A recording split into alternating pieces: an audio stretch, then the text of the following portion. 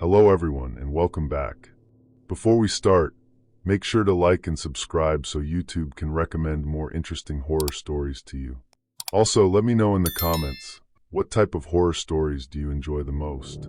Now dim the lights, get comfortable, and let's begin today's scary story. I still remember the first time she said something she shouldn't have known. It wasn't dramatic. It wasn't some horror movie moment with thunder outside or lights flickering above my head. It was just a Tuesday night, me sitting alone in my apartment, eating cold noodles straight from the container, texting a girl from Tinder who seemed almost too perfect. My name is Ethan. I was 27 at the time, living in a small one-bedroom apartment in Columbus, Ohio. I worked as a night shift dispatcher for a delivery company, which sounds more interesting than it was. Most nights were just angry drivers, missing packages, bad coffee, and the buzz of fluorescent lights that made everyone look tired. I'd been single for almost a year after a bad relationship with my ex, Maya. We didn't end peacefully.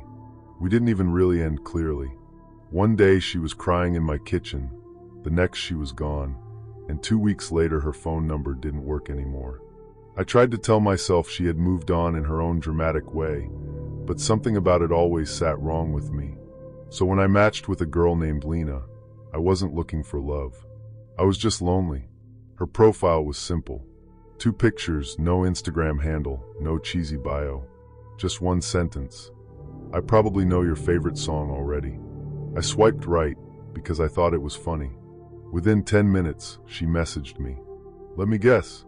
You pretend your favorite band is Radiohead, but it's actually The Killers. I stared at my phone and laughed out loud.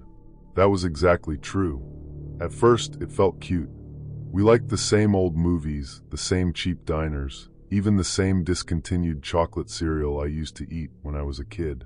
I joked that she had been built in a lab specifically to trick me into dating again. She replied, "Or maybe I just know you." That should have felt weird. Instead, I smiled like an idiot. For the first few days, texting Lena was the best part of my routine. I'd come home around 2 a.m., shower, sit on my couch, and talk to her until I got tired. She remembered everything. My coffee order, my favorite jacket, the fact that I hated sleeping with the bedroom door open. Then one night she asked, "Do you still keep your keys in that blue bowl by the door?" I froze. I hadn't told her that. I stared across the room at the small blue bowl on the table near my entrance. My keys were sitting inside it, exactly where they always were. I typed, "How did you know that?" 3 dots appeared, then disappeared, then appeared again. Finally, she sent, "You told me last time." I frowned at the screen. "Last time?" She replied, "Never mind. I'm tired." I tried to laugh it off. Maybe I had mentioned it. Maybe I forgot. People share more than they realize when they're comfortable. That's what I told myself, anyway. But after that, things kept happening.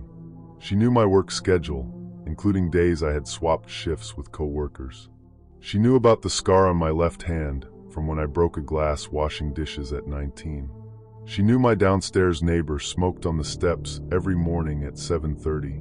One night, she texted, "You should close your blinds when you sleep on the sofa." My stomach tightened so hard I had to sit up. I looked toward my living room window. The blinds were half open, showing the streetlights outside and the dark shape of the apartment building across from mine. I typed, "What does that mean?" She didn't answer for almost 5 minutes. Then she sent, "It means people can see you." I walked over and shut the blinds so fast the cord snapped against the wall. The next day, I told my friend Marcus at work. He laughed at first because he thought it was one of those internet catfish stories. "Maybe she's just good at guessing," he said, leaning back in his chair. "Or maybe you post too much." "I don't post anything," I said. "My Instagram has like 6 pictures and 3 are from college." Marcus stopped smiling a little. "Then unmatch her." "I know, but I didn't. That's the embarrassing part. I liked the attention. I liked feeling known. After Maya, I had gotten used to silence. Lena filled that silence in a way that felt dangerous but comforting, like standing too close to a fire. Then I found the first receipt. It was folded under my windshield wiper when I left for work. A coffee receipt from the cafe 2 blocks from my apartment. The order was mine: large black coffee, cinnamon bagel, no cream cheese. Timestamp, 8:14 a.m. That was exactly when I'd stopped there the morning before. On the back, written in small neat handwriting, were the words, "You look tired." I called Lena. She answered on the 3rd ring. Her voice was softer than I expected. Calm, almost sleepy. "Did you leave something on my car?" I asked. Silence. Then she laughed.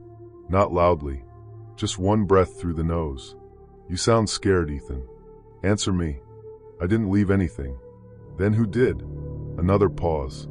"You told me you liked mysteries." I hung up. That night, I checked every window lock. I pushed a chair under my front doorknob, even though I knew that barely did anything. I wanted to laugh at my own paranoia, but the whisper of footsteps in the hallway made me freeze, every nerve screaming that I was not imagining this. At 3:12 a.m., my phone buzzed. A photo came through. It was me, sleeping on my sofa. The angle was from inside my apartment. For a second, my brain refused to accept what I was seeing. I zoomed in with shaking fingers. There was my gray blanket, my crooked lamp. My TV paused on some cooking video I didn't remember watching. And there I was, mouth slightly open, completely unconscious. My heart sank into my stomach as the room around me seemed to tilt. Someone had been inside. Someone had stood near my couch, close enough to hear me breathing, and taken that picture. I called 911. 2 officers came. They checked the door, windows, fire escape. No obvious signs of forced entry. One of them, a tired-looking guy with gray hair, asked if I had given anyone a key. "My ex," I said. "But she's gone." "Gone how?" I didn't know how to answer that without sounding guilty. "She left," I said. "Almost a year ago. I don't know where. They took a report. They told me to change the locks. They told me not to engage with whoever was messaging me." The next morning I did both. I blocked Lena and had the locks changed. For 2 days, nothing happened. Then on Friday, I came home and found a yellow envelope taped to my apartment door. Inside were photos. Me walking to work. Me buying groceries. Me sitting alone in my car with my head against the steering wheel. And then one photo that made my legs weak. It was Maya. Not recent. It looked like it had been taken about a year earlier, outside my apartment, her face turned away from the camera. On the back, someone had written, "What did you do to my sister?" I called the police again. This time, they took it more seriously. A detective named Harris came by the next afternoon. He asked about Maya. I told him everything I knew, which wasn't much. We fought a lot. She was jealous, intense, always convinced I was hiding things. The night she left, she accused me of ruining her life. I went to bed angry, and when I woke up, she was gone. No note. No call. Nothing. Detective Harris asked if Maya had family. "A sister," I said. "I only met her once. Her name was Elise, I think." He wrote that down. That night, around midnight, someone knocked on my door. 3 soft knocks. Not loud. Not urgent. Just patient. I looked through the peephole. A woman stood in the hallway with her hood up. She looked like Lena's Tinder pictures, but thinner, paler, with tired eyes and chapped lips. I didn't open the door. She looked straight at the peephole. "Ethan," she said, "I know you're there." I stepped back, my phone already in my hand. "I called the police," I lied. She smiled a little. "You always lie when you're cornered." The way she said it made my skin crawl. "Are you Elise?" I asked through the door. Her smile disappeared. "She told me you'd deny everything." "Who?" "My sister." I gripped the phone so hard my hand hurt. "Maya is alive?" Elise tilted her head like she was listening to someone behind her, but the hallway was empty. "She said you'd sound relieved." I unlocked the door chain without thinking, then stopped myself. Something in my gut pulled me back. "Where is she?" I asked. Elise reached into her coat pocket and held up a phone to the peephole. On the screen was a live video call. Maya's face filled the screen. Older, thinner, but alive. My knees almost gave out. She smiled when she saw me. "Hi, Ethan." I couldn't speak. Elise whispered, "See?" I told you he'd look guilty. Maya laughed softly. No, he looks lonely. I backed away from the door. That was when I heard a key slide into the lock. Not my old key, the new one. My body went cold. The deadbolt turned. I ran. I didn't even grab shoes. I ran to the bedroom, pushed the dresser against the door, and climbed out onto the fire escape while my front door opened behind me. I heard Elise call my name, then Maya. Maya's voice was calm, almost sweet. You don't have to run. We're just trying to talk. I dropped down the last ladder, so fast I twisted my ankle on the pavement. I kept moving anyway. I ran barefoot across the alley, behind dumpsters, past a couple smoking outside a bar. The police found me 20 minutes later outside a gas station, shaking so badly I could barely explain myself. When officers searched my apartment, both women were gone. They found no fingerprints they could use. No phone. No envelope. My front lock had been opened cleanly, like someone had the key made. 2 weeks later, Detective Harris called me. They found Elise. Not arrested. Found. She had walked into a police station 2 towns over and said she wanted to report her sister for harassment, fraud, and identity theft. She told them Maya had convinced her I was dangerous, that I had hurt her, that I deserved to be watched. But over time, Elise realized Maya had never been missing. She had been hiding, creating the whole story, using her sister's guilt like a leash. The Tinder account had been Maya's idea. The photos, the receipts, the messages, all of it had been planned to break me down, to make me afraid, to make me feel like nobody would believe me. I moved out before the end of the month. I don't use dating apps anymore. I don't sleep on the sofa. I don't leave my blinds open, not even during the day. Sometimes I still wake up convinced someone is standing in my living room, watching me breathe. Maya was never charged with anything serious. Not enough evidence, they said. Too many things that couldn't be proved. The last message I ever got from her came from a number I didn't recognize. It said, "You always come back when you're scared." I changed my number again after that. But some nights, when my apartment is too quiet, I still think about that first message from Lena. I probably know your favorite song already. At the time, I thought it was flirting. Now I know it was a warning. Story 2. The first warning saved my life. That's the part that still makes it hard to explain why I kept answering him. People ask why I didn't block him sooner, why I didn't call the police, why I let a stranger from Tinder get inside my head. And I always say the same thing. Because at first, he was right. My name is Claire. I was 25 when this happened, living alone in a small apartment in Portland, Oregon. I worked at a dental office, answering phones and scheduling appointments. It wasn't exciting, but it paid my rent. My life was quiet, predictable, and honestly kind of lonely. I downloaded Tinder after my coworker Natalie basically bullied me into it during lunch. You go home, watch crime documentaries, and eat cereal for dinner, she said. That is not a personality. That is a cry for help. She wasn't wrong. That night, I matched with a guy named Adrian. His profile was clean. No shirtless gym pictures, no weird quotes, no photos with sedated tigers. Just him in a dark coat, standing near the river, smiling like he knew something nobody else did. His first message was, "You should sleep early tonight." I almost unmatched him immediately. Instead, I typed, "That's a weird opening line." He replied, "I know, but tomorrow is going to be a long day." I asked what that meant. He said, "You'll understand." I rolled my eyes and went to bed late anyway. The next morning, I missed my usual bus because I spilled coffee on my blouse and had to change. I was annoyed about it all the way to work, until I saw the news later that afternoon. My usual bus had been hit by a truck at an intersection 3 stops after mine. No one died, but several people were badly injured. I just sat at my desk staring at the headline, hearing the office phones ring around me like they were underwater. Adrian messaged me before I could message him. "Good. You're safe." My fingers hovered over the screen. "How did you know?" His reply came fast. "I don't know everything. Just enough." That was the moment I should have stopped. A normal person would have blocked him, reported the account, maybe told a friend. I told Natalie. She leaned against the reception desk, chewing gum, eyes narrowed. Either he works for the bus company, or he's messing with you.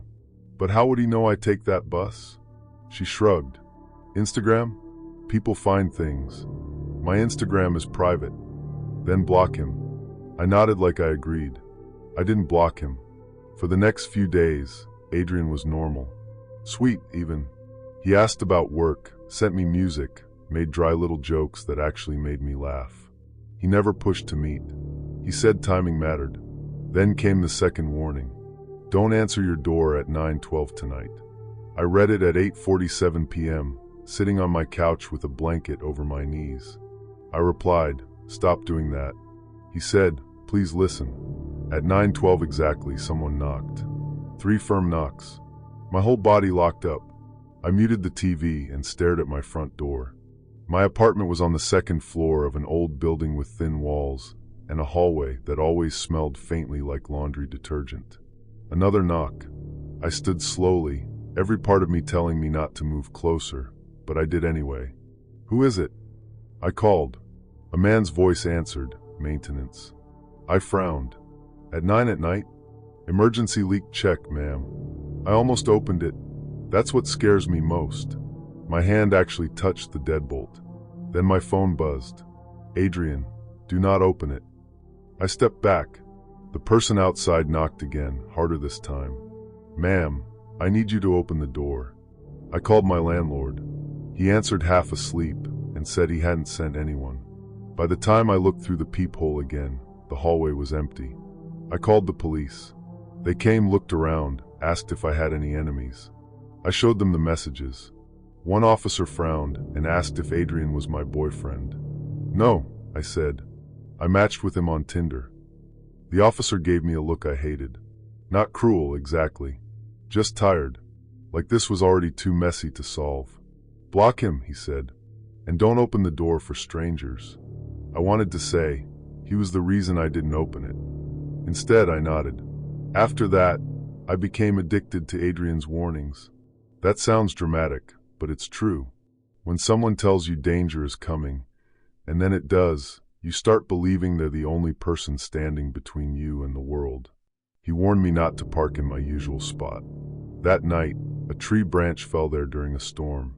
He told me not to go to a bar with Natalie because someone there will follow you home.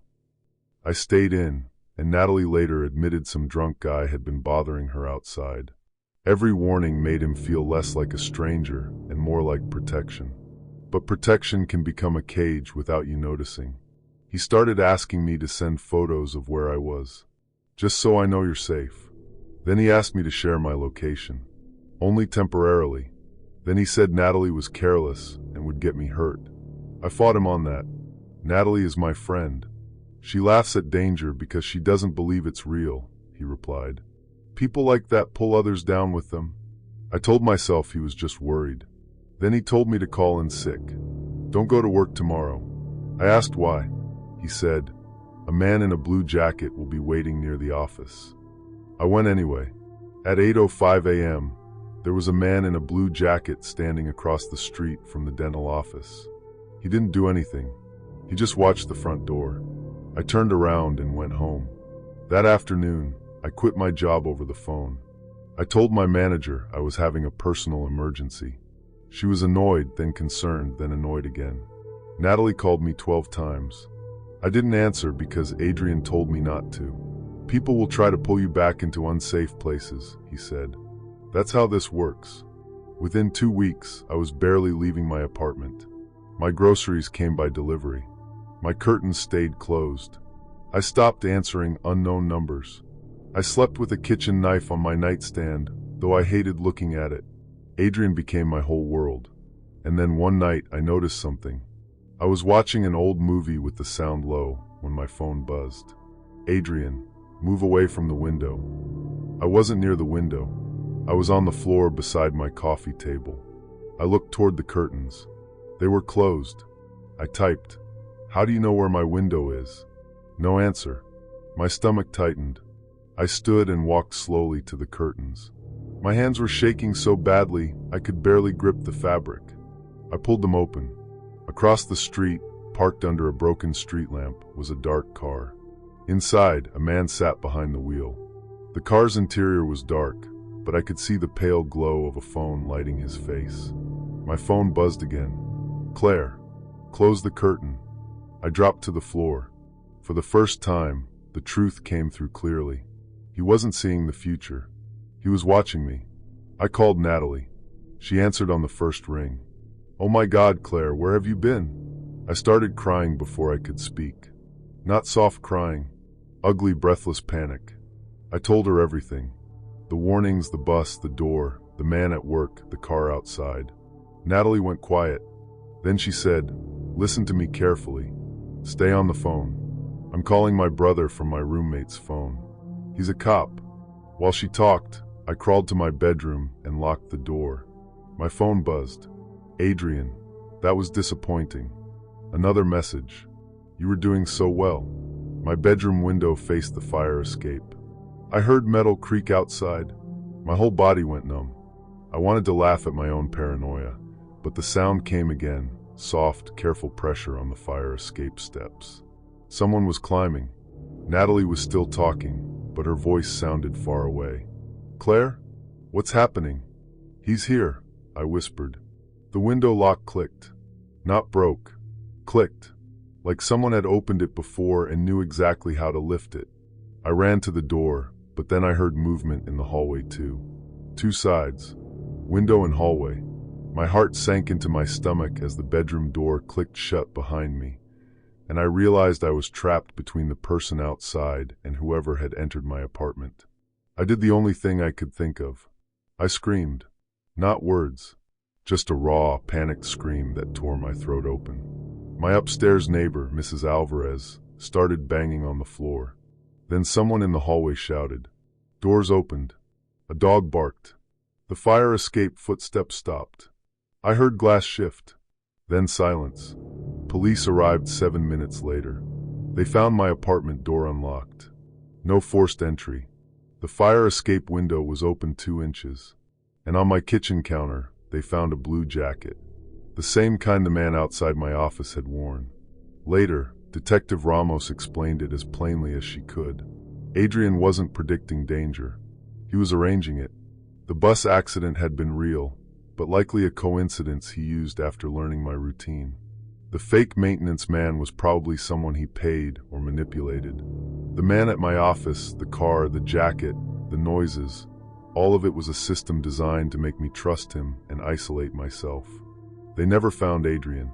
They didn't even know if Adrian was his real name. The Tinder profile disappeared that night. I moved in with Natalie for a while. I got a new number, deleted my social media, changed jobs. Slowly, I started going outside again. But I still hated buses. I still hated knocks after dark. I still checked under street lamps for parked cars with people sitting inside. 3 months later, I downloaded Tinder again. Not because I wanted to date. I know that sounds stupid. I just wanted to prove to myself that he hadn't ruined me completely. I made a blank profile with no real photo, no personal details, nothing he could use. Within an hour, I got a match. No profile picture. No bio. Just a name. Hey. Before I could unmatch, a message came through. You survived the first test. I stopped breathing. Then the second message appeared. Now we can meet properly. I dropped the phone like it had burned me. People think danger always announces itself with violence, with shouting, with someone kicking in a door. But sometimes it speaks softly. Sometimes it tells you it's saving your life. And sometimes the cage looks exactly like protection until you try to leave. Story 3.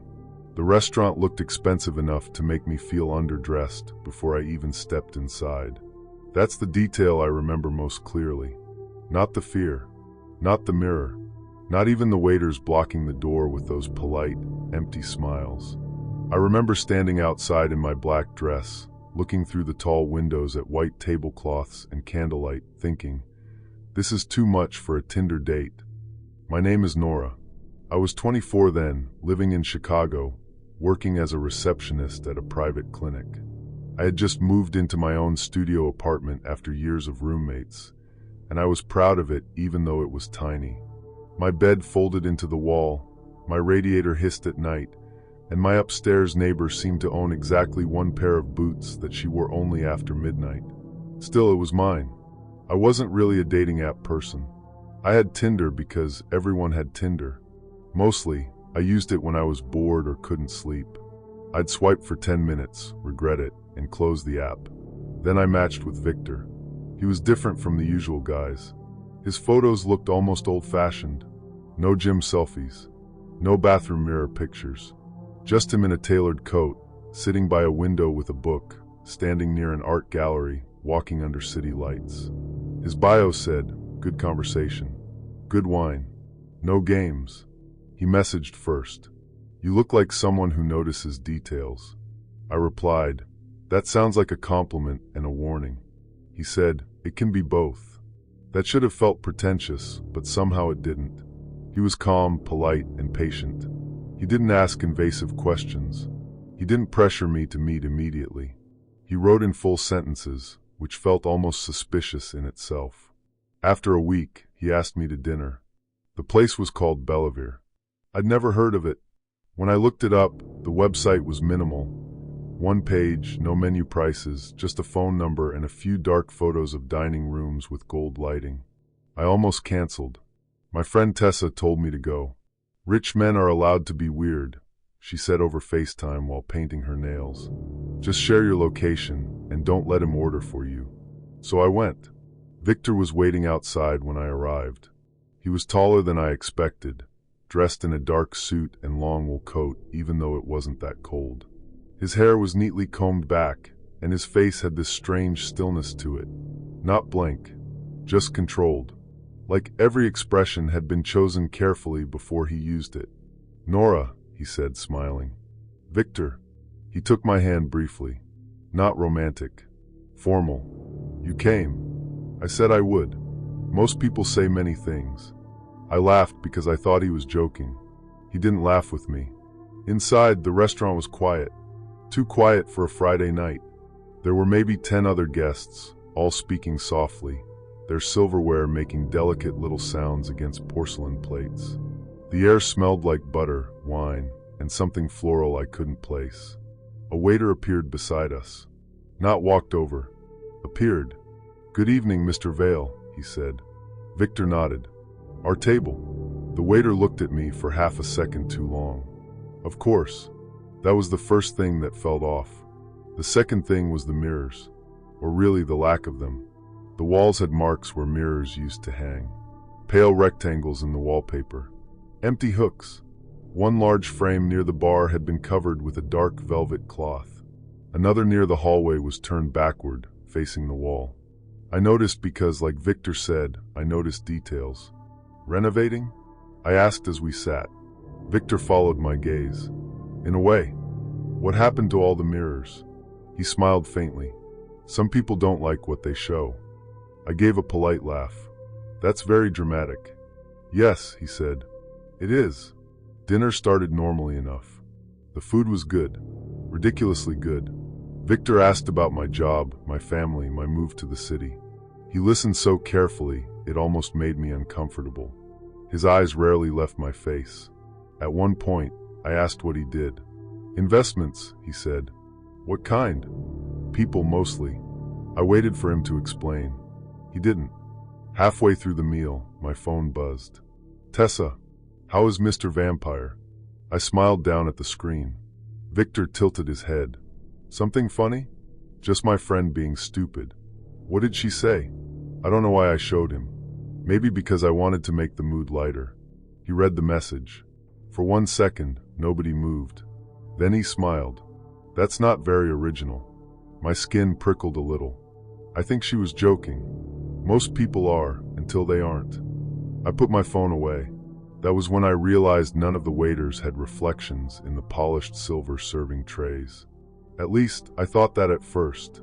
One waiter passed carrying a tray angled toward our table. I saw the room, the candles, my own blurred face. Victor was sitting across from me. But in the tray, his chair looked empty. My mouth went dry. I blinked, and the waiter shifted the tray. The reflection broke apart in the candlelight. I told myself it was the angle. I told myself I was being ridiculous, but after that, I couldn't relax. I noticed how every shiny surface seemed turned away from Victor. The wine bucket faced me. The polished spoon near his plate had been placed upside down. The black window beside us reflected the street, the candles, my face, but Victor's shape seemed swallowed by the dark. I excused myself to the bathroom.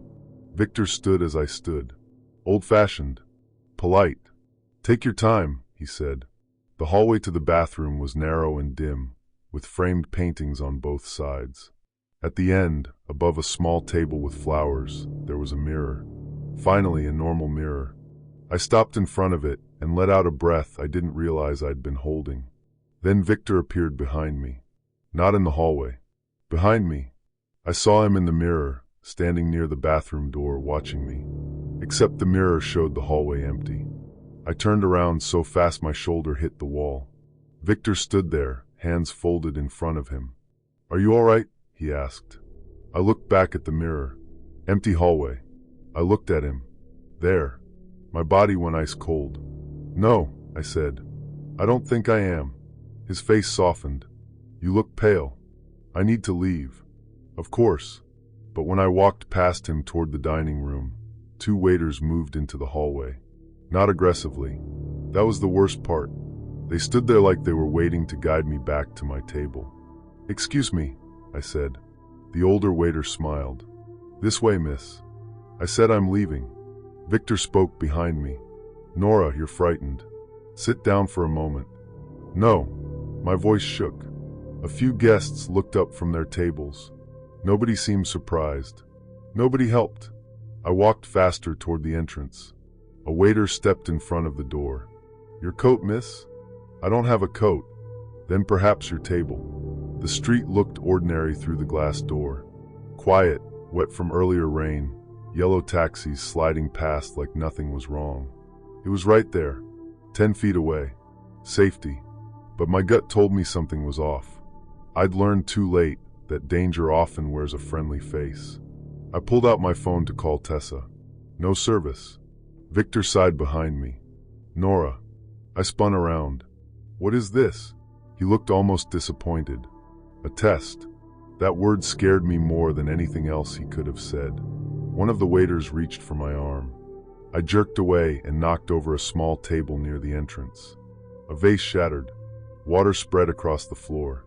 The sound cracked through the restaurant like a gunshot. For the first time, everyone moved. A woman at a corner table stood halfway, then slowly sat back down when Victor looked at her. That was when I saw her hand trembling. The waiters weren't just staff. They were scared too. A young waiter near the bar met my eyes. He couldn't have been older than 26. His lips barely moved. "Bathroom window," he whispered. Victor turned his head. The waiter looked down immediately. I ran. Not gracefully. I slipped on the spilled water, caught myself on a chair, and sprinted down the hallway. Behind me, I heard calm footsteps. Not running. That made it worse. The bathroom door was heavy. I slammed it shut and locked it. There was a small frosted window above the sink. Too small, I thought. Then I heard Victor outside the door. "Nora, don't make this humiliating." My hands shook as I climbed onto the sink. My heel slipped. I hit my knee hard enough to make my vision blur, but I kept going. I shoved the window open and pulled myself through, scraping my arms on the frame. I dropped into a narrow alley behind the restaurant, landing badly on wet concrete. For 1 second, I couldn't move. Then the back door opened. The young waiter stepped out. I scrambled away, but he held up both hands. "Go," he whispered. "Left, then straight. Don't stop." "Why are you helping me?" His face twisted. "Because I brought someone here too." I stared at him. "What?" His eyes filled with tears. "That's how you leave." The back door opened wider behind him. Victor's voice came from inside. "Leo." The waiter flinched like he'd been struck. I ran. I ran left, then straight, like he said. My phone got service 2 blocks away. I called 911, then Tessa, then 911 again because I was so panicked I wasn't sure the first call had gone through. Police arrived at Bellevue 15 minutes later. The restaurant was empty. Not closed. Empty. Tables still set. Candles still burning. Food still warm on plates. But no Victor, no waiters, no guests. The officers looked at me like I had either been drugged or had a breakdown. They found the broken vase. They found water on the floor. They found no cameras, no reservation system, no employee records posted anywhere. The building owner claimed Bellavere had rented the space for private events under a company name that led nowhere. For weeks, I searched for Victor online. Nothing. I searched for Leo too. Nothing. Then, almost 2 months later, Tessa sent me a screenshot from Tinder. No message. Just a profile. A man in a dark suit, sitting by a window with a book. Different name. Same face. His bio said, good conversation. Good wine. No games. I reported it. The profile disappeared within an hour. I don't know what Bellavere really was. I don't know how many people were forced to work there, or how many dates never made it out. I don't believe Victor was supernatural. Not anymore. The missing reflection was a trick. Angles, lighting, staged mirrors, polished surfaces placed just right. The whole thing was designed to make you panic, to make you sound unstable if you tried to explain it. That was the trap, not the restaurant, your own fear. Because when you tell people a man had no reflection, they stop listening to everything else. I still think about Leo sometimes. The waiter who helped me. The way he said, "That's how you leave." I wonder who he brought there. I wonder if they escaped. And the worst part is, every now and then, when I open a dating app just to prove I'm not afraid anymore, I catch myself studying the backgrounds of men's photos. Mirrors, windows, silver trays, anything reflective. Because if there's one thing I learned from that night, it's this. Some traps don't look like traps. Some look like candlelight, expensive wine, and a man who says all the right things. Based on your uploaded story brief and rules. Story 4. The first thing I noticed about her wasn't her face. It was the way she smiled. Not a big smile. Not the kind people use for photos. It was small, uneven, like she was trying not to laugh at something only she understood. My older brother, Marcus, used to smile like that. He'd been gone for almost 7 years by then, and I had done what people tell you to do after losing someone. I moved on, or I acted like I did.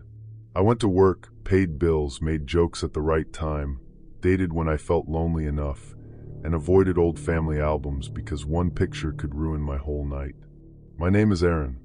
I was 28 at the time, living in a quiet suburb outside Pittsburgh, working a boring job in insurance claims. My life was not exciting. I liked it that way. Exciting things had never ended well for my family. I matched with Lily on a dating app in October. Her profile was simple. 3 photos. No bio except, I like quiet people and long walks. She had dark hair, pale skin, and eyes that looked gray in one picture and blue in another. She wasn't identical to Marcus, obviously. She was a woman, but something in her expression hit me so hard that I stared at her profile for longer than I should have. I almost swiped left just because of that. Then I told myself I was being weird. We started talking that night. At first, she seemed normal, funny in a dry way, a little shy. She asked better questions than most people on dating apps. Not the lazy, what do you do? Stuff, but real questions. What kind of house did you grow up in? Were you close with your family? Did you have siblings? That last question made me pause. I typed, I had an older brother. He passed away. There was a long delay before she responded. I'm sorry. What was his name?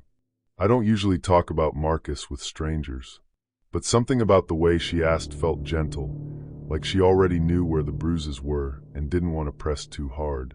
So I told her. After that, her questions came slowly, one at a time. Never too much. Never enough to scare me off. What was he like? Were you close? What's one memory of him that still makes you laugh?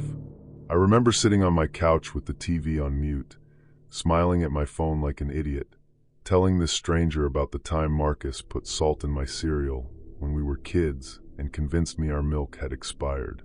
Lily replied, "That sounds like him." I stared at that message. Then another bubble appeared. Sorry. I mean, that sounds like something an older brother would do. I wanted to laugh at my own paranoia, but the apartment suddenly felt too quiet. The refrigerator hummed in the kitchen. A car passed outside, headlights sliding across my wall. I told myself she had just worded it wrong. For the next few days, we talked constantly. She remembered everything. My mother's name, the street I grew up on, the fact that Marcus called me kid, even when I was taller than him. She asked about things I didn't even remember mentioning. One night she sent, "Did Marcus ever take you to the train tracks?" My chest tightened. Behind our old neighborhood, there were abandoned train tracks covered in weeds. Marcus used to take me there when our parents fought. We'd sit on the rail ties and throw rocks at rusted cans. I had not told Lily that. I typed, "Why would you ask that?" She answered, "I don't know. Just felt like the kind of place boys would go." That was the first time I thought about blocking her. Instead, I kept talking. That's the embarrassing part. I wish I could tell you I was smart. I wish I trusted my gut. But grief does something ugly to you when it hears a familiar voice through a stranger. It makes you lean closer, even when every nerve in your body is telling you to step back. We agreed to meet that Friday at a small bar downtown. I got there early. It was raining, that cold October rain that makes the streets shine black under the lights. I sat in a booth near the back, facing the door. When Lily walked in, my heart sank into my stomach. In person, the resemblance was worse. Not her whole face, just pieces. The eyes, the shape of her mouth when she looked unsure, the way she stood with one shoulder slightly higher than the other. Marcus used to stand that way after breaking his collarbone in high school. She smiled when she saw me.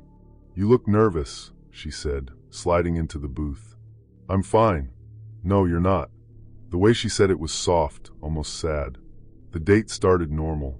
Drinks, small talk, work stories. She was charming, but in a way that felt practiced. She laughed at the right moments. She touched my wrist once when I made a joke, then pulled away like she was embarrassed. Then, about an hour in, she looked down at her glass and said, "I knew your brother." The noise of the bar faded. "What?" "Marcus," she said. "I knew him." I felt cold spread through me. "That's impossible." "I know how it sounds. You would have been what, 14? 13? I stared at her, waiting for her to laugh. She didn't. "He was kind to me," she said, "at a time when not many people were." My mouth went dry. "Where did you meet him?" She didn't answer right away. Instead, she said, "He used to say you were smarter than everyone gave you credit for. He worried about leaving you alone in that house." I stopped breathing.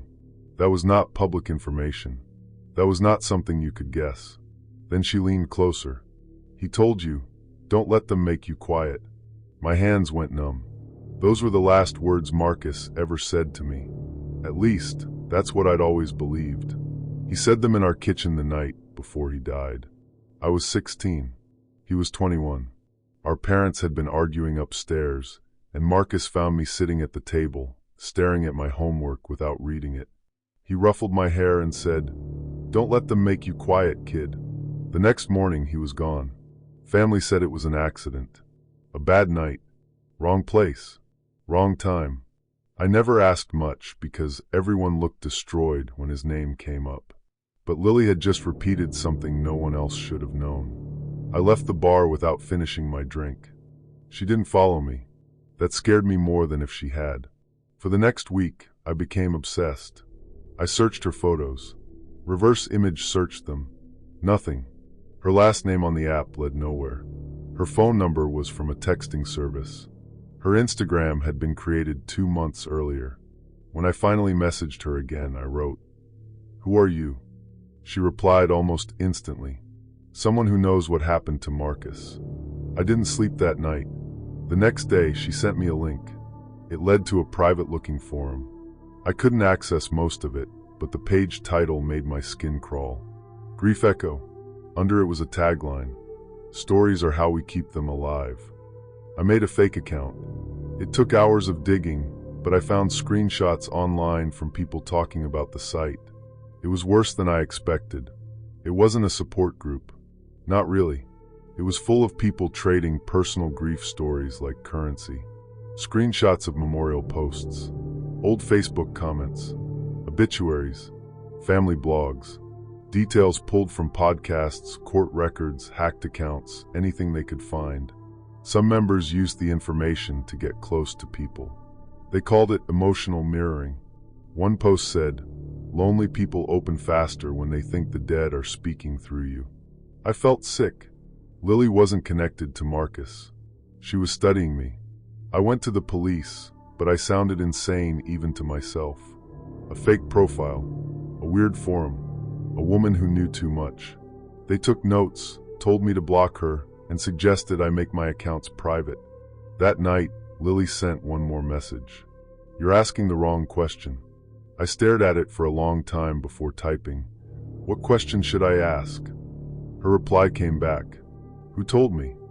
I was sitting in my childhood bedroom when I read it. I had gone to my parents' house that weekend because I needed answers. My mother still lived there alone after my father left years ago. The place smelled the same. Lemon cleaner, old wood, dust trapped in curtains. My mother was downstairs watching TV. I opened Marcus's old closet for the first time in years. Inside were boxes, clothes, baseball cards, a cracked skateboard. At the bottom, hidden behind a plastic bin, was a small black recorder. I pressed play. For a few seconds, there was only static. Then my mother's voice, crying. I never meant for Aaron to hear us fighting. Then a man's voice I recognized as my father. He needs to stop asking. Marcus brought it on himself. I froze. The recording was old. Their voices were younger. My mother kept saying they had to tell the truth. My father kept saying no one would believe them, that it would ruin everything. Then he said something that made the room tilt. He didn't fall. He was pushed. I dropped the recorder. The door creaked behind me. My mother stood there, pale, one hand over her mouth. For a long moment, neither of us spoke. Then she whispered, "Aaron, I can explain." My heart was pounding so hard I could feel it in my throat. "You told her." She looked confused. "The girl," I said. "Lily. You were feeding her information." My mother started crying before she answered. She had joined grief groups online years ago. At first, real ones, then private ones. She said talking to strangers was easier than talking to me. She had shared memories, recordings, things from Marcus's room. She said she didn't know people were using them. But I saw the messages on her laptop later. She had known. Maybe not at first. But eventually, she knew exactly what Lily was doing. She kept sending information because Lily promised she could help Aaron process the truth. The truth was uglier than I could handle. Marcus had died after confronting our father during one of his rages. My mother had helped hide the full story, not because she didn't love Marcus, but because she was scared. Scared of my father. Scared of police. Scared of losing what was left. And Lily, some stranger from the internet, had used all of it to crawl inside my life. The police got involved after that. My father was questioned. My mother gave them the recorder and old messages. Lily disappeared before anyone could find her. Her profile vanished. So did the forum. It's been 2 years. I don't use dating apps anymore. My mother and I barely speak. My father moved away before anything could fully stick. The case sits somewhere between old evidence, missing records, and people who lied for too long. Sometimes I think about Lily. Not because I miss her. Not because I believe she cared. I think about how easily she found the locked door inside me, and how someone in my own house handed her the key. Story 5. I should have left when the elevator buttons didn't light up right. That sounds small, I know. Almost stupid. But sometimes fear doesn't start with a scream or a shadow. Sometimes it starts with one tiny detail your brain notices before the rest of you is ready to admit something is wrong. My name is Claire. I was 24 when this happened, living in Chicago and working evenings at a hotel front desk while finishing community college classes during the day. I was tired most of the time. Not depressed, exactly. Just worn thin. My life was work, train rides, cheap coffee, and laundry I kept forgetting in the dryer.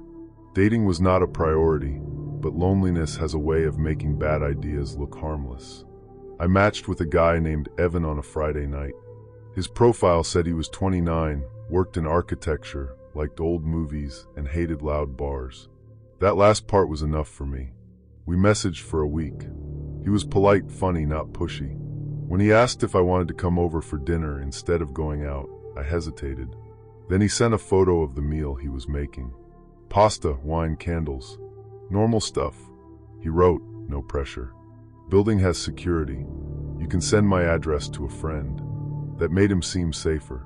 I sent the address to my co-worker, Maya, and told her to call me in an hour, pretending there was an emergency if I texted a red heart.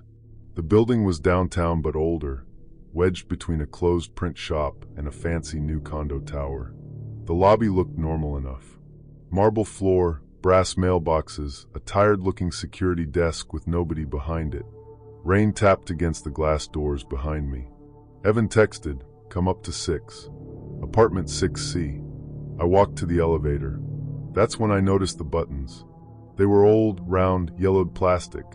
Most were scratched. The button for 6 had been pressed so many times the number was almost gone. I hit it, and instead of glowing, it made a soft clicking sound. The elevator moved slowly. Too slowly. The kind of slow where you start hearing every cable groan above you. When the doors opened, I stepped into a hallway that felt wrong immediately. The air was colder. The carpet was dark green and worn flat in the middle, like hundreds of people had walked the same path for decades. The wallpaper was faded with little gold flowers. The lights flickered in a tired rhythm. I turned back to check the elevator, but the doors had already slid shut. Apartment 6C was halfway down the hall. Evan opened before I knocked. He looked exactly like his photos. Tall, clean-cut, dark hair, warm smile. But he seemed nervous. Not first date nervous. More like someone expecting bad news. "You made it," he said. "Yeah," I said, glancing behind me. "Your hallway is vintage." He laughed too quickly. "Old building." His apartment looked even older. There was a boxy television in the corner, a rotary phone on a small table, and thick curtains that reminded me of my grandmother's house. The kitchen appliances looked like they belonged in the 1980s. But the pasta smelled good, and Evan acted embarrassed about the place. "I rent it cheap," he said. "Landlord never updates anything." I wanted to believe that. Dinner was actually nice at first. He was charming in a quiet way. Asked about my classes. Told me about his job. Made fun of himself for burning garlic bread. I started relaxing. Then Maya called. I answered with a smile, ready to tell her everything was fine. But the call was static. "Maya?" A voice came through, faint and broken. "Claire, where are you?" "I'm at Evans." More static. Then Maya said, "No, you're not." The line cut out. I stared at the phone. No service. Evan had gone, still across the table. "What did she mean?" I asked. He swallowed. "Phones act weird up here." "Up here?" "Old wiring." I stood. "I think I should go." His face changed. Not angry. Afraid. "Wait."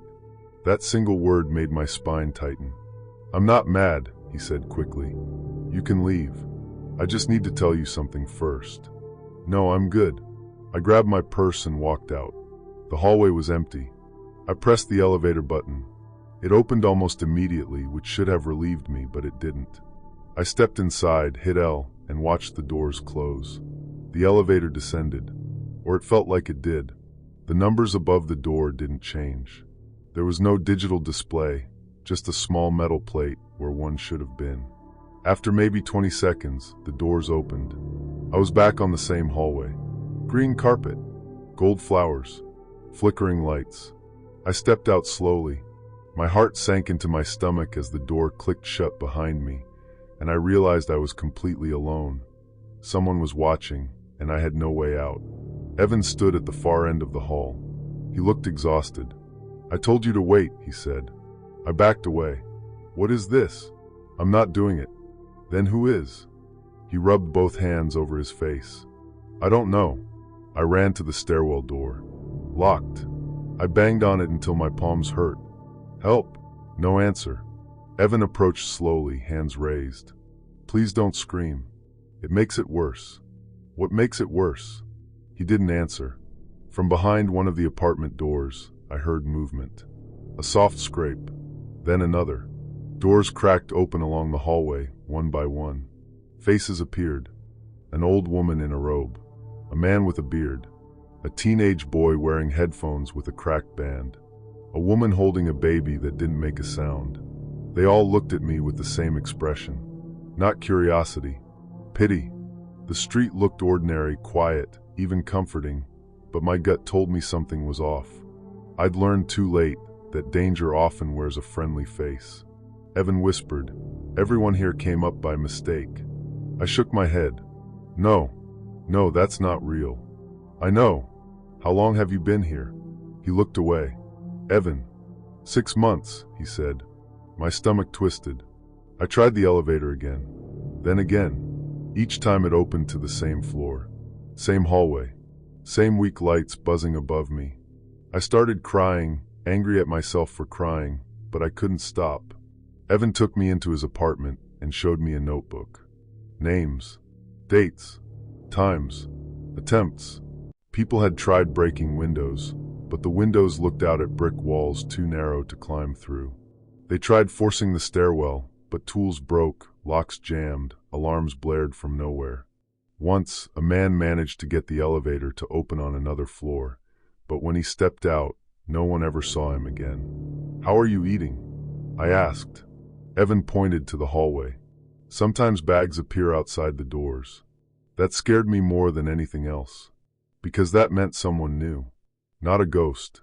Not a curse. Someone was maintaining this. I waited until Evan fell asleep in the chair near the door. Then I took his keys. I don't know why I thought they would help. Panic doesn't care about logic. The hallway seemed longer at night. The lights flickered harder. I could feel my pulse in my ears, my hands trembling, as I fumbled for the keys. Every second felt stretched, like time itself was conspiring against me. None of his keys fit the stairwell. Then I noticed something at the end of the hall behind a laundry cart. A service panel. It was painted the same color as the wall, almost invisible unless you were desperate enough to stare. I pulled it open and found a narrow maintenance ladder leading down. I didn't think. I climbed. The metal was cold and dusty. My shoes slipped. My breath came in little gasps. Above me, someone shouted my name. Not Evan. A deeper voice. "Claire." I climbed faster. The ladder ended behind another panel. I kicked it until it opened.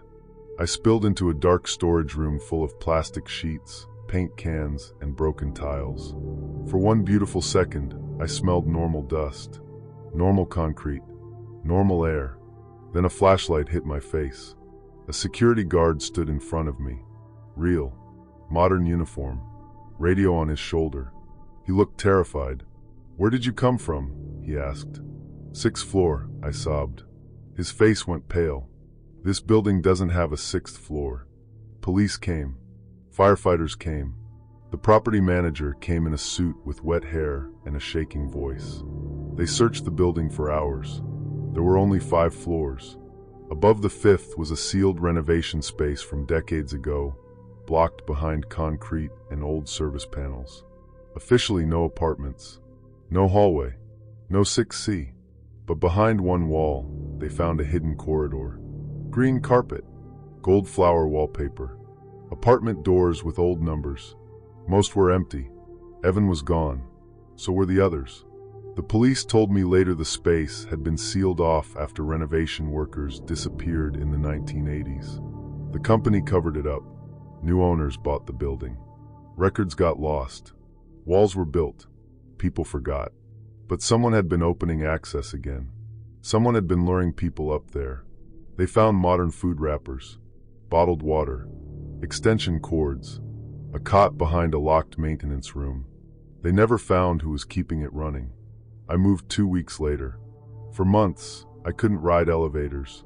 Even now, years later, I take stairs whenever I can. And when I have to use one, I watch the buttons carefully, especially the ones that don't light up right.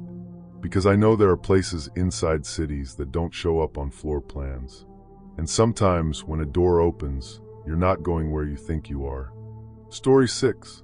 The first photo came at 1:17 in the morning. I remember the time because I had just finished an assignment I'd been avoiding for 3 days, and I was lying in bed with my laptop still open beside me. My room was dark except for the blue glow of the screen. Rain ticked softly against the window. My roommate, Tyler, was asleep in the next room, snoring through the thin apartment wall like usual. My phone buzzed. It was from a girl I had matched with on Tinder earlier that night. Her name was Elise. At least, that's what the profile said.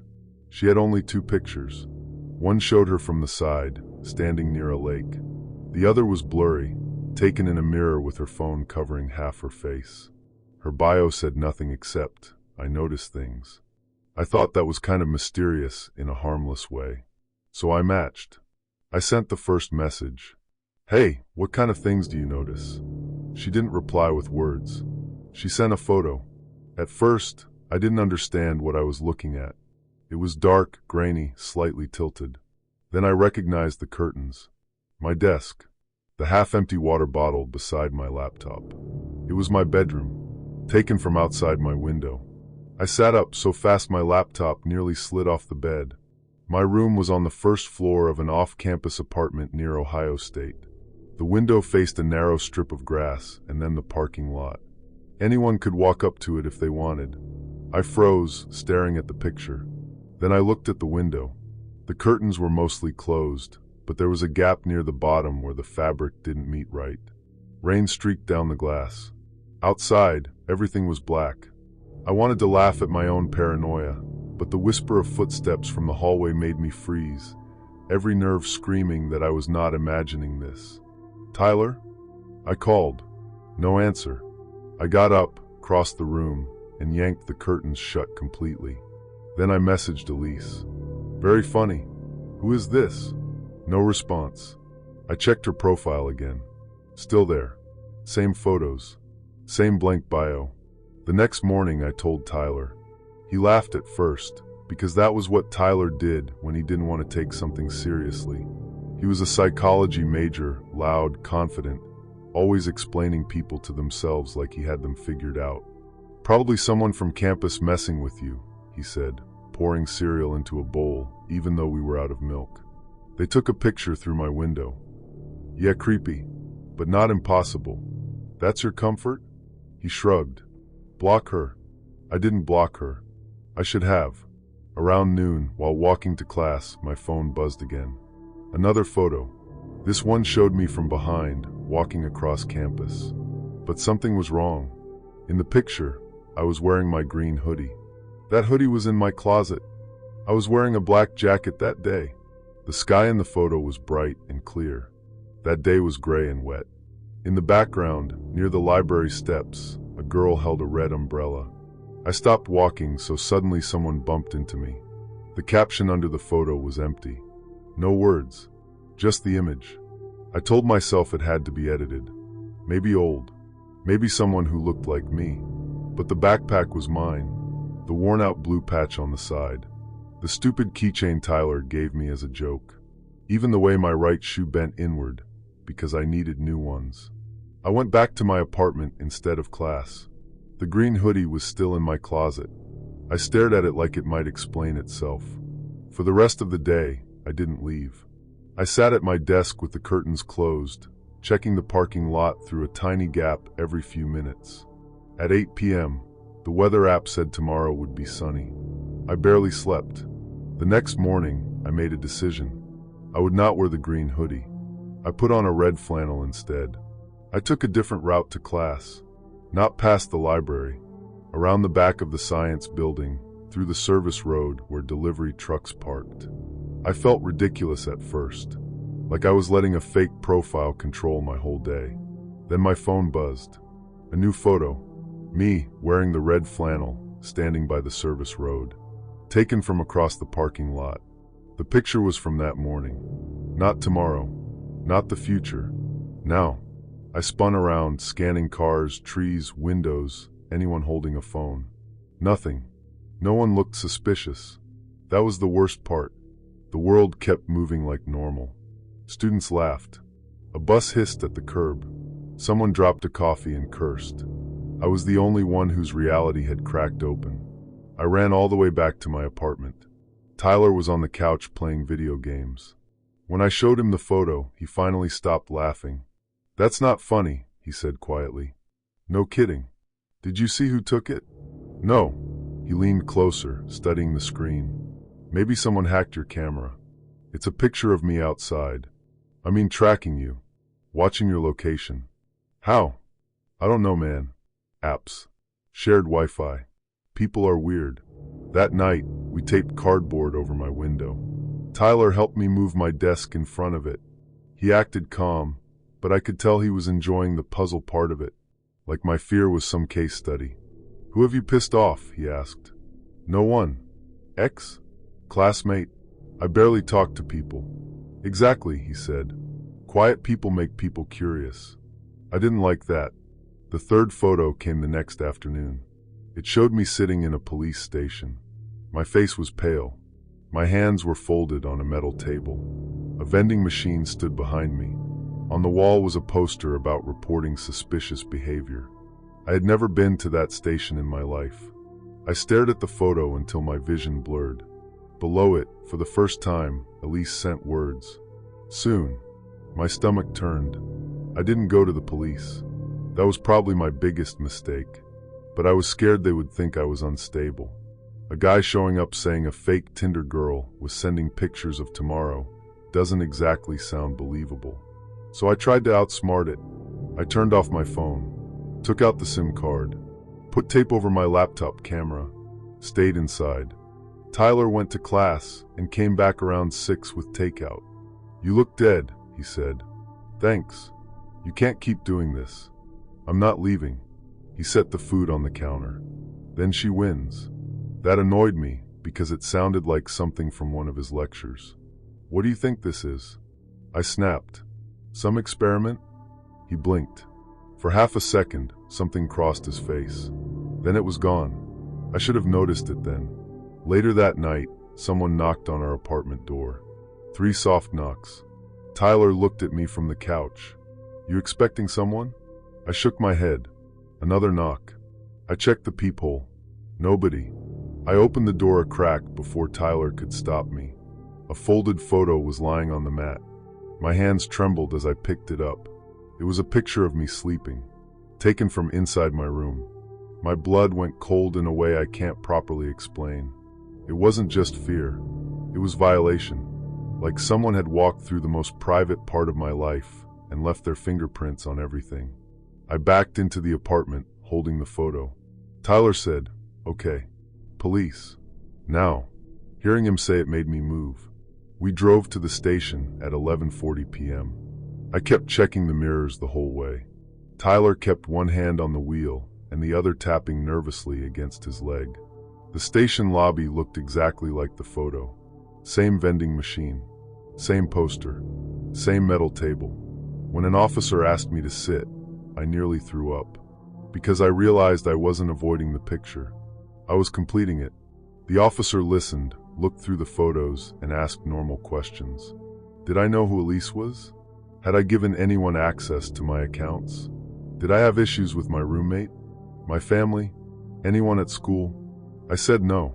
Then my phone, the one I had turned back on at the station, buzzed. A photo from Elise. It showed Tyler sitting in my car outside the police station. But he wasn't alone. The driver's door was open, and in the reflection of the window, I could see him smiling down at another phone. Not texting nervously, smiling. The officer noticed my face change. "What is it?" I handed him the phone. They brought Tyler inside a few minutes later.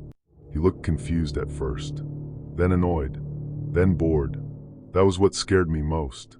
Not panic, not guilt, boredom. The truth came out slowly. Elise wasn't real.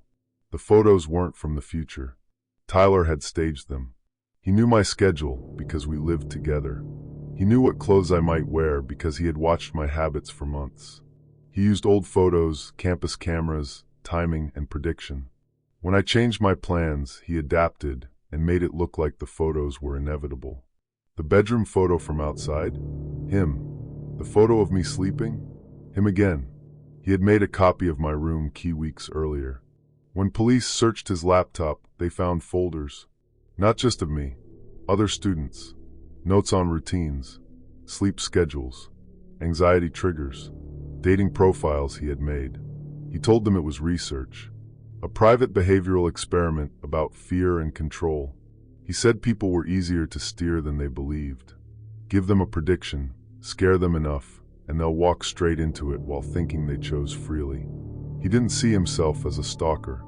That was the worst part. He saw himself as right. I moved out that week, dropped 2 classes, changed my number. For months, I couldn't sleep without a chair against my door.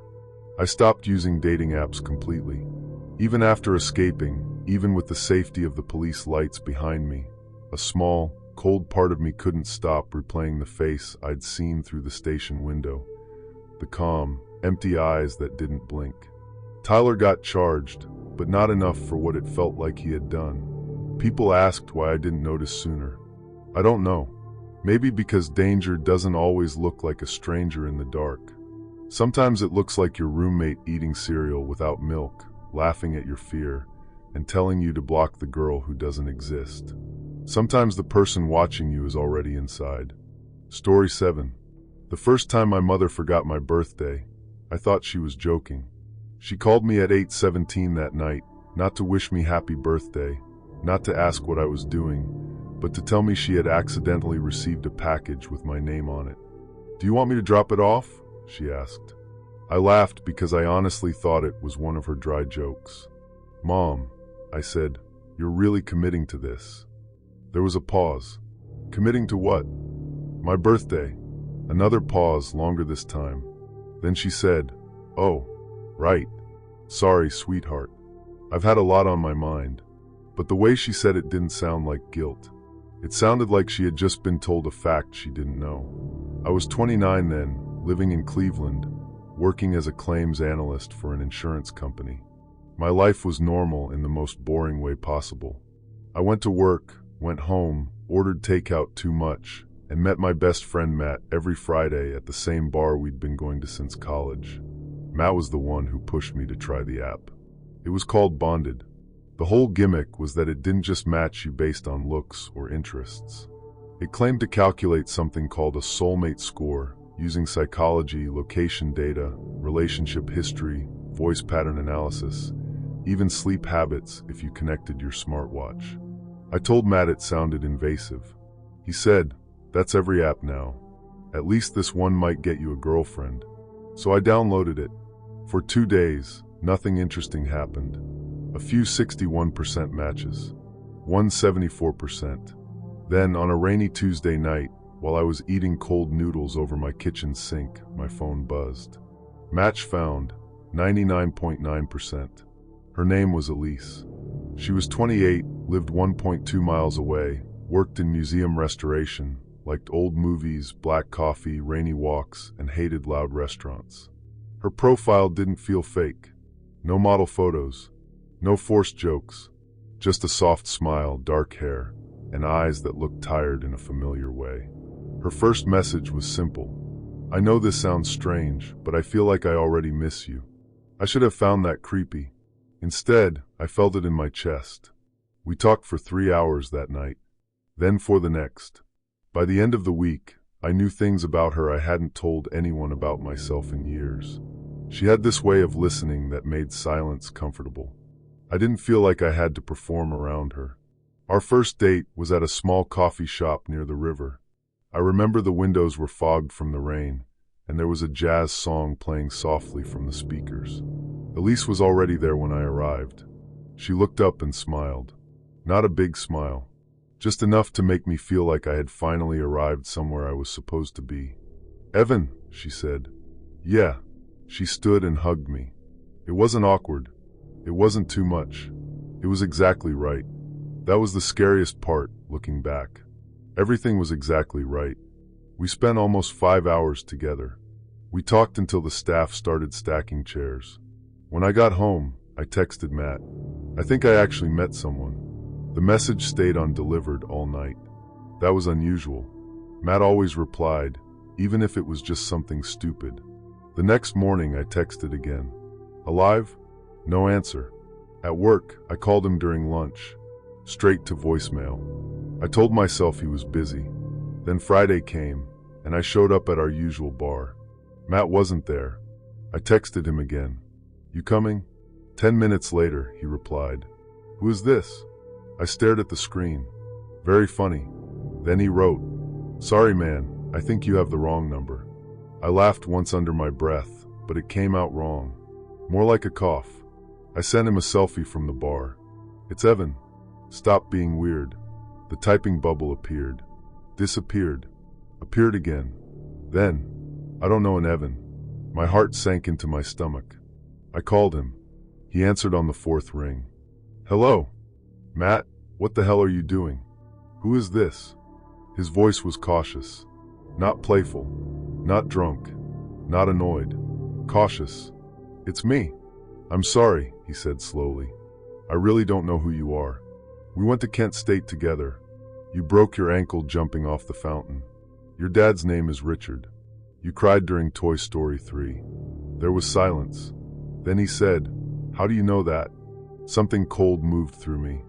I know that because I'm your best friend. He hung up. That night, I went through my phone. Photos of us were still there. College parties. Road trips. His wedding last year, where I had been a groomsman. But when I opened social media, the tags were gone. His wedding album had changed. I was no longer in the pictures. Not cropped out. Not blurred. Gone. The empty space beside the other groomsmen looked natural, like I had never stood there. I didn't sleep. The next few days were worse. Coworkers forgot inside jokes. My old neighbor didn't recognize me at the grocery store. My cousin removed me from a family group chat and later claimed I had never been in it. Every time someone slipped away from my life, Elise grew closer. Not in a pushy way. That was what made it hard to blame her. She brought soup when I said I felt sick. She remembered small details. She called it the exact moments I felt like I was falling apart. When I told her about Matt, she looked genuinely scared. That's awful, she whispered. You believe me? Of course I believe you. I wanted to cry from relief. Then her phone lit up on the table. For half a second, I saw the Bonded app open. A progress bar sat under my name. Compatibility stabilizing, 62%. I froze. Elise, I said, what is that? She grabbed the phone too quickly. Nothing. Elise. Her face changed. Not guilty exactly. More terrified. I didn't know it was doing that, she said. What does that mean? She didn't answer. I stood up so fast my chair scraped against the floor. What does that mean? She covered her mouth, and her eyes filled with tears. It happened to me too. I didn't want to hear another word, but I also couldn't leave. She told me she had joined Bonded 6 months earlier after a breakup. She matched with someone named Aaron at 99.8%. She said she loved him within 2 weeks. Then her roommate forgot their lease agreement. Her sister forgot childhood vacations. Her ex-boyfriend, the man she had supposedly been heartbroken over, claimed they had only gone on 2 casual dates. I thought I was losing my mind, she said. Then Aaron disappeared from the app. Not died, not ghosted, just vanished. His photos, his messages, everything. And then you appeared. I felt sick. So you knew? No, she said quickly. Not at first. I wanted to believe it stopped. I backed away from her. Elise, my mother forgot my birthday. Her face crumpled. I'm sorry. That was all she said. I deleted Bonded that night. Or I tried to. The app disappeared from my screen, but the next morning it was back. 99.9% match active. When I tried to log in, it asked for facial verification. When I refused, my phone froze. Then every photo of Elise and me opened one by one, like something was showing me proof. I went to the police. They treated it like harassment, maybe identity theft. One officer asked if I had been drinking. Another told me apps couldn't make people forget you. I knew how I sounded. Crazy. By the end of that week, my own building manager asked if I was a new tenant. That broke me. I drove to my mother's house at midnight. I pounded on her door until she opened it in her robe, frightened and irritated. "Evan!" For one beautiful second, I breathed again. Then she said, "Why are you here so late?" I hugged her before she could stop me. She stood stiff in my arms, like I was someone she knew, but not someone she loved. I moved out of Cleveland 2 months later. Not officially. I just left. New phone, new email, cash when I could. I deleted every app that asked for contacts, location, or access to photos. Elise came with me for the first week. We stayed in cheap motels and barely spoke. Two people connected by something that had eaten both of our lives. On the 7th night, I woke up to her crying in the bathroom. Her phone was in the sink. The Bonded app was open. New match found, 99.9%. Not me, someone else. She looked at me through the bathroom mirror and whispered, "I'm so sorry." By morning, she was gone. A month later, Matt called me. He sounded confused. "Evan," he said, "this is going to sound insane, but I found pictures of us." I closed my eyes. For the first time in weeks, I almost smiled. Then he said, "Who's Elise?" I didn't answer, because I still get Bonded notifications sometimes, even though I've never reinstalled it. They come through blank numbers. No profile picture, no message, just one line. Compatibility requires sacrifice. And every time I see it, I check my contacts. Because I'm terrified that one day, I'll scroll through my phone and realize there's no one left to call. Story 8. I noticed the food before I noticed anything else. Not his hands, not his eyes, not the way he kept looking over my shoulder like he was checking whether someone had arrived. The food. He ordered a full meal on our first date. Pasta, salad, bread, sparkling water. The waiter placed everything in front of him, steaming and perfect, and he smiled politely. Then he didn't touch any of it. I was 27, living in Tampa, working at a dental clinic as a receptionist. I had been single for almost a year, mostly by choice. My last relationship had left me exhausted, and dating apps felt less like romance and more like interviewing strangers who might ruin your week. His name was Nolan. At least, that was the name on Tinder. His pictures were normal. A beach photo, one with a dog, one blurry mirror selfie in a gym. His bio said, "Quiet guy, good listener, looking for something real." I liked that. Something real sounded nice. We met at a small Italian place near my apartment. Public, busy, safe. Nolan was already waiting when I arrived, sitting with his back to the wall. He stood when he saw me. "Marissa?" His voice was gentle, almost too gentle. The date was fine at first. Better than fine, honestly. He asked good questions. He remembered things from our messages. He didn't interrupt me or turn every topic back to himself. But he never ate. Not one bite. At first, I thought maybe he was nervous. I said, "Is your food okay?" He glanced down like he'd forgotten it existed. "Oh yeah, I'm just not that hungry. You ordered half the menu." He smiled. "I like having options." I laughed because it sounded like a joke. But his eyes didn't change when he said it. He watched me eat. Not in a hungry way. Not even in a rude way. More like he was studying how comfortable I was. When the waiter asked if he wanted a box, Nolan said no. The untouched food was cleared away. That should have been enough for me to not see him again. But loneliness makes you negotiate with red flags. On the second date, he picked a Thai restaurant downtown. Same thing. He ordered curry, soup, rice, dumplings. Touched nothing. This time, I paid more attention. He kept his hands folded near the edge of the table. He watched the door every few minutes. Whenever I looked at him too long, he gave me that soft smile. "You don't eat much," I said. "I ate earlier." "Then why order?" He looked at my plate. People feel strange eating alone. That answer made sense. Almost. After dinner, I called my best friend Layla from the parking lot.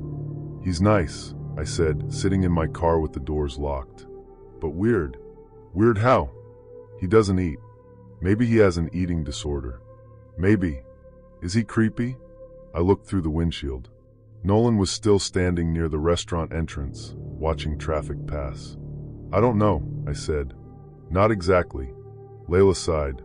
Marissa, you always say not exactly right before making a bad decision. I told her she was dramatic. Then I agreed to a third date.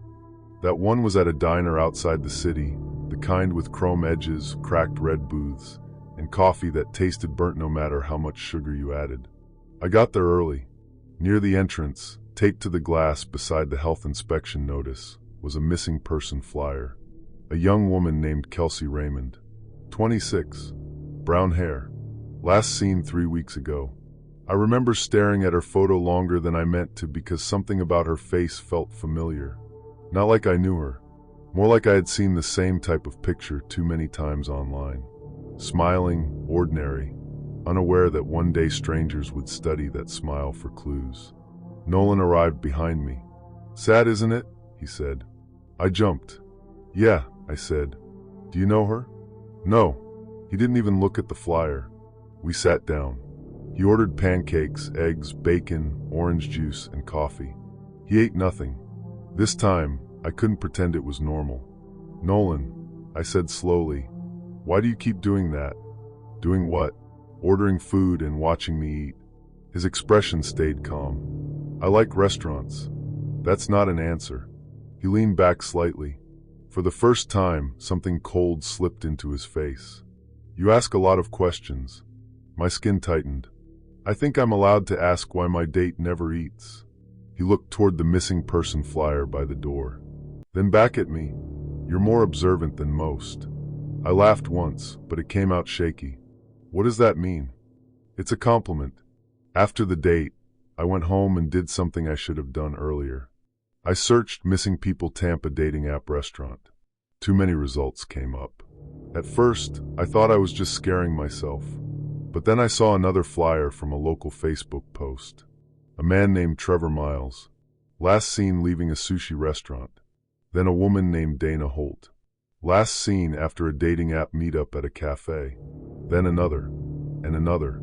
Different ages, different restaurants. But in comment sections, people kept saying the same thing. She was meeting a man from Tinder. He was quiet. He was polite. He didn't eat. My hands went cold. I took screenshots and sent them to Layla. She called immediately. Block him, she said. I know. No, not I know. Do it now. I opened Tinder. Nolan had unmatched me. My stomach dropped. Then a text came through from an unknown number. You looked me up. I stopped breathing. Another message. Good. Curiosity is a sign of attachment. I called Layla again, but she didn't answer. I called twice more. Straight to voicemail. That was when someone knocked on my apartment door. Not loud. Just 3 soft taps. I stood in my kitchen, phone in hand, every light off except the one above the stove. Another tap. Then Nolan's voice came through the door. Marissa, I'm not angry. I didn't move. I know you're scared, he said. That's normal. I backed away slowly. My heart was beating so hard I could feel it in my throat. He continued, calm as ever. You're not in trouble. You were nominated. That word confused me so badly, it almost pulled me out of the fear. Nominated? I called 911 and whispered my address. The dispatcher told me to stay away from the door. Nolan kept talking. There's a study. Private. Invite only. It's for people who feel disconnected. People no one checks on quickly. We don't hurt anyone. We observe transition behavior. I pressed my hand over my mouth. What do you want? I shouted. A pause. Then he said, to see if you qualify. I heard paper slide under the door. Footsteps moved away. I waited until I heard the stairwell door close before I crawled forward and picked it up. It was a printed form. My name, my age, my work schedule, my apartment number. Emergency contacts, none listed. That was wrong. Layla was my emergency contact. My mother too. Then I saw the bottom. Referral source. Layla Martin. I stared at it until the words blurred. Police arrived 15 minutes later. Nolan was gone. They took the paper, asked questions, looked uncomfortable. One officer said it might be a scam. Another said private social experiments online had been reported before. but they were hard to trace because people joined willingly at first. I kept saying, my best friend didn't do this. But when Layla finally called back, her voice was trembling. I'm sorry, she said before I even spoke. What did you do? She started crying. She told me she had seen an ad weeks earlier. Something stupid. A dark web-looking questionnaire that asked, is someone in your life impossible to set up? She thought it was a prank dating service. She put in my name, my phone number, and a few details. I didn't know, she kept saying. Marissa, I swear I didn't know. But she had known enough to give them my loneliness. My habits. My life. Nolan never came back, not that I saw. But 3 months later, I passed that same Italian restaurant from our first date. There was a new missing person flyer in the window. A man this time, early 30s. Quiet smile. Last seen at dinner with someone he met online. Beside the flyer, inside the restaurant, a woman sat alone at a table. A plate of untouched food in front of her. Her hands folded neatly. Her eyes watching the door. Story 9. He never typed. That was the first thing I noticed about him. Not one hey. Not one emoji. Not even a lazy LOL. Only voice messages. At first, I thought it was kind of sweet. I was 24 then, living in Boise, working night shifts at a hotel front desk while finishing online classes during the day.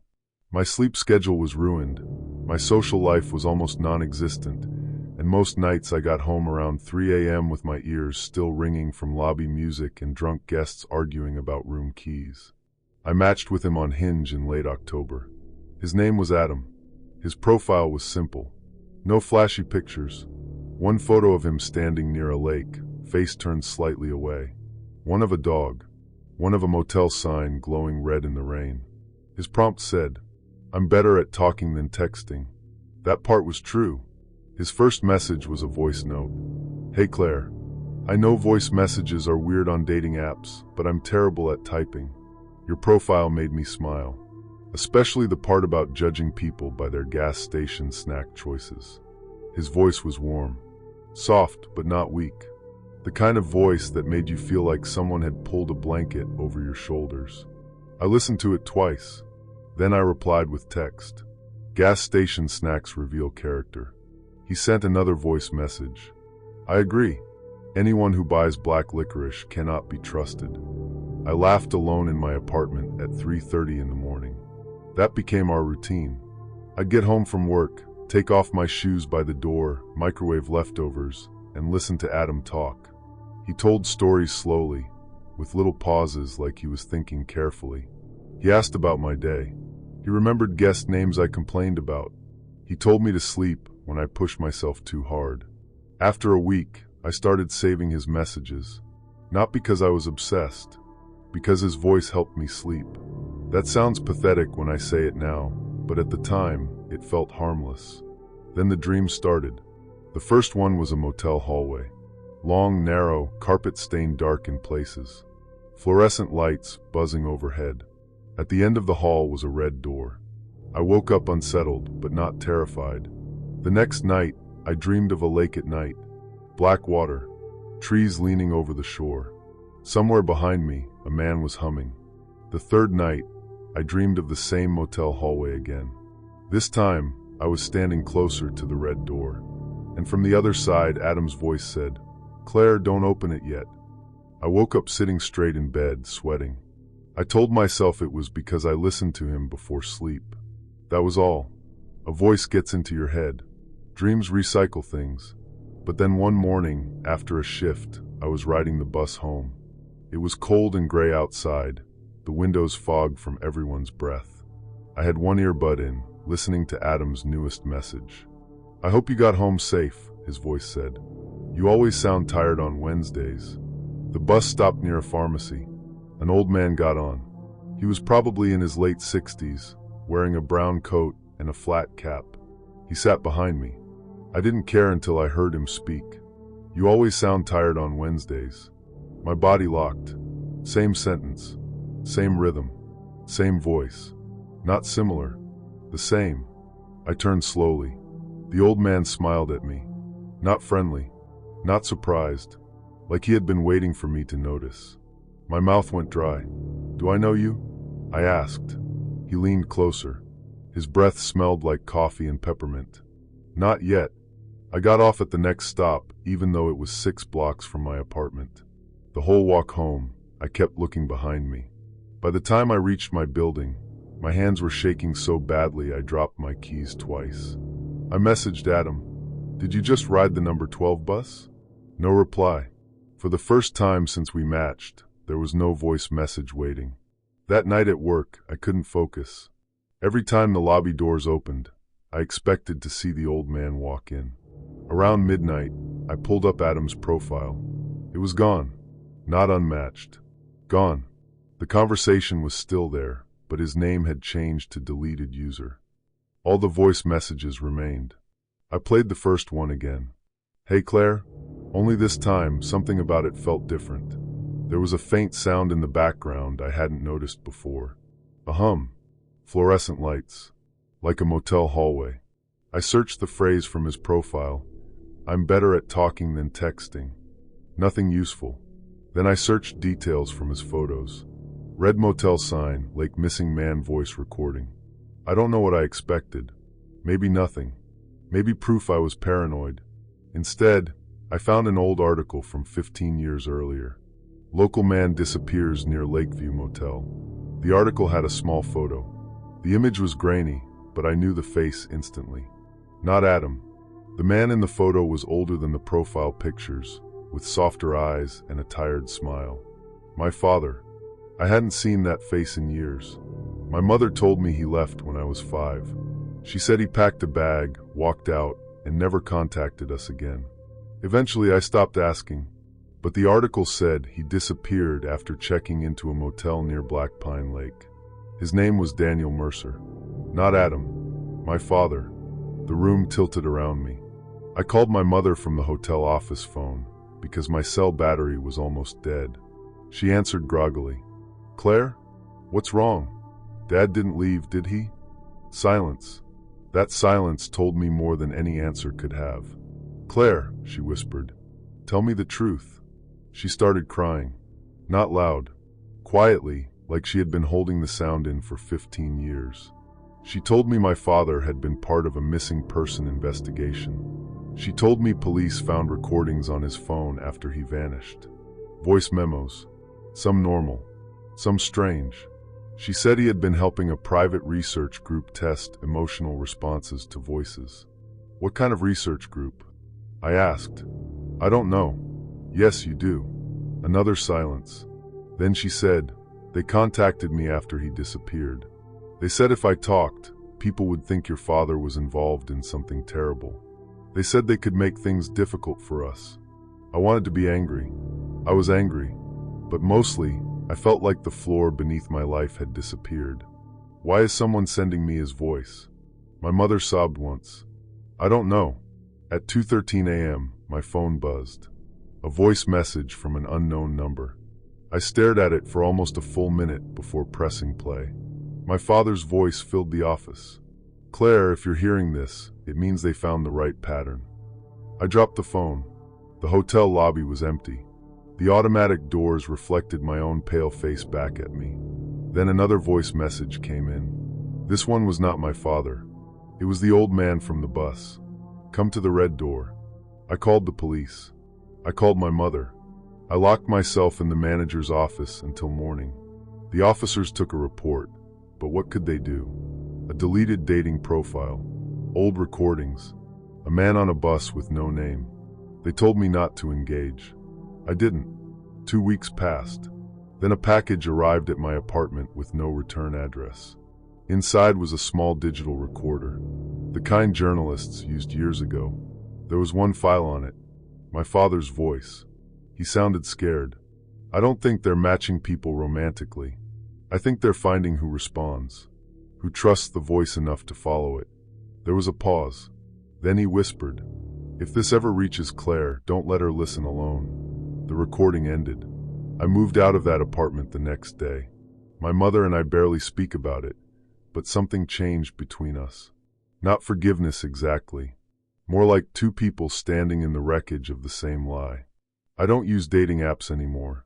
I don't listen to voice messages from unknown numbers. And I never sleep with audio playing. Because some nights, when the building is quiet and cars hiss across wet pavement outside, I still hear my father's voice in my head. Soft, warm, comforting, telling me not to open the red door yet. Story 10. When a man from Tinder suggests meeting in daylight, in a public park, around other people, you want to believe that means he's safe. That was what I told myself. His name was Reed. He was 31, a high school history teacher according to his profile, with kind eyes, a slightly crooked smile, and pictures that looked normal enough to be boring. Hiking trail, coffee shop, one photo with his niece, face covered by a sticker. I was 28, living in Portland, newly divorced, and still trying to convince myself I was ready to meet people again. My sister, Hannah, had been pushing me gently. "Not every man is your ex," she said one night while helping me build a bookshelf in my apartment. "I know. Do you?" I didn't answer. My ex had not been violent.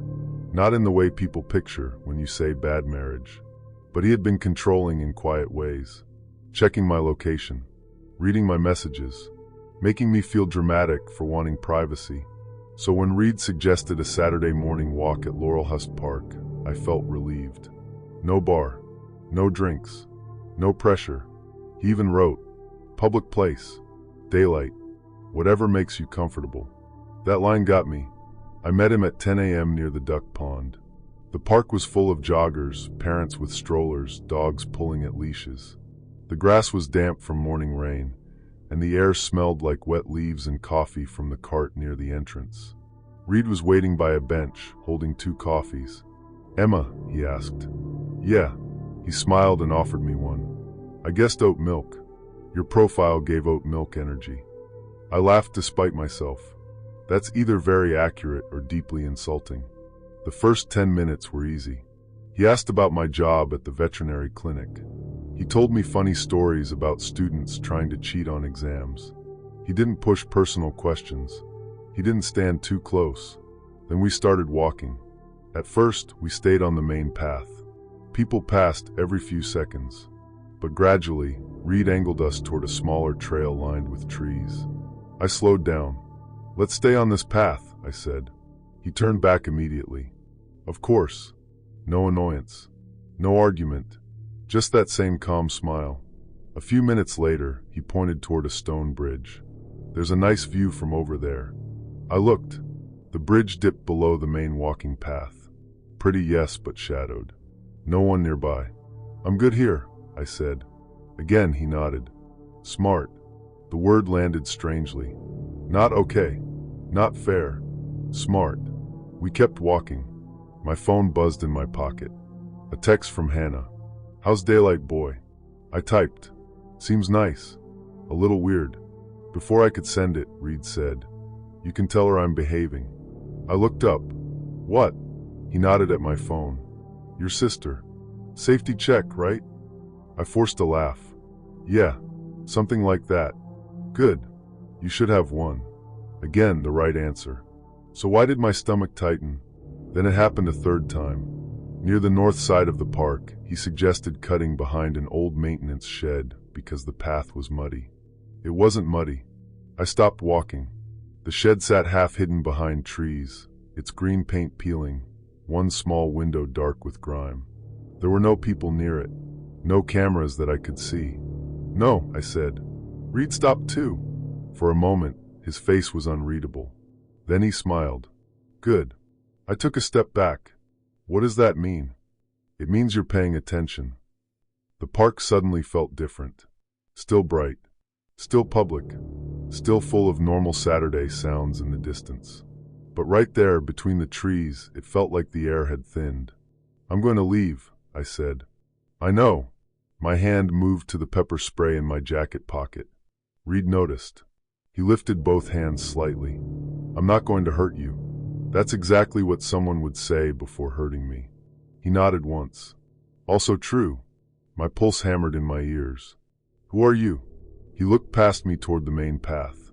"Someone followed my sister home after a Tinder date last year." I didn't move. She met him for coffee, Reed continued. Busy place. Middle of the day. He wasn't the date. He was sitting 2 tables away. He watched her leave, followed her bus, then followed her home. My throat went dry. What happened to her? She survived. The way he said it told me not to ask more. I've been trying to find him, Reed said. He uses different profiles. Sometimes he matches women directly. Sometimes he watches women meeting other men. He likes cautious women because he thinks it's a game. I stared at him. You expect me to believe this? No, he said. I expect you to leave the park, call your sister, and check if anyone follows you. A cold wind moved through the trees. Why test me? Because if you followed me behind that shed, I'd know you weren't ready. Anger cut through the fear. That is insane. Yes. At least you know. He looked tired then. Older than his photos somehow. I've warned 4 women this month, he said. 2 blocked me. 1 reported me. 1 listened. What happened to the one who listened? She saw him outside her apartment that night. My hand tightened around the pepper spray. Reed reached slowly into his jacket. Don't, I snapped. He froze. Okay, I was just getting a photo. Use 2 fingers. He did. He pulled out a folded piece of paper and placed it on the ground between us, then stepped back. I didn't pick it up until he moved farther away. It was a printed screenshot from Tinder. A man's profile. Name Caleb. 32. Photographer. Recently moved to Portland. I recognized him. Not from real life. From my matches. He had messaged me 2 days earlier. Hey, you seem different. Want to grab drinks sometime? I had not replied yet. My whole body went cold. Reed said, if he messages you after this date, do not answer. I looked up. How do you know he matched with me? I don't, he said. But he usually does. That was when I noticed a man standing near the duck pond. Too far to see clearly. Baseball cap. Gray hoodie. Hands in pockets. Facing us. When Reed turned his head, the man walked away. Fast. Go, Reed said. I didn't argue. I walked quickly back to the main entrance, then faster, then almost ran the last stretch to my car. My hands were trembling so badly I couldn't unlock it at first. I could feel my pulse in my ears, my hands trembling as I fumbled for the keys. Every second felt stretched, like time itself was conspiring against me. I locked the doors and called Hannah. She answered on the first ring. Already? I need you to stay on the phone. What happened? Just stay on. I drove in circles before going home. I checked my mirrors constantly. A blue sedan stayed behind me for 6 blocks, and I nearly cried from panic before it turned into a gas station. When I got home, I sat in the parking lot for 10 minutes, scanning every car. Nothing. I ran inside anyway.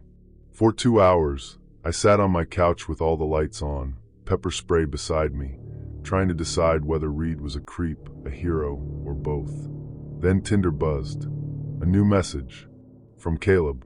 So, how was your walk with Reed? I stopped breathing. Another message appeared. You passed his test. Then a third. Now it's my turn. I called 911. Then Hannah. Then I crawled into my bedroom closet like a child and stayed there until police lights washed across my walls. They didn't find anyone outside. Of course they didn't. Caleb's profile disappeared before the officers could even look at it. Reed's vanished too. For weeks, I kept expecting something to happen. A knock at the door. A figure by my car. A message from a new name. Nothing did. That almost made it worse. Because fear with no ending just becomes part of your routine. I moved apartments 3 months later. Changed my number. Deleted every dating app. Sometimes Hannah says maybe Reed scared him off. Maybe he did. But sometimes I wonder if Caleb didn't disappear because he was afraid. Maybe he disappeared because he was patient. Because people like that don't always chase. Sometimes they wait until you feel normal again. And that's the part one hates most. The park still exists. The trees, the bridge, the maintenance shed, the duck pond where kids throw bread even though the signs say not to. It probably looks safe on a Saturday morning. Most dangerous places do.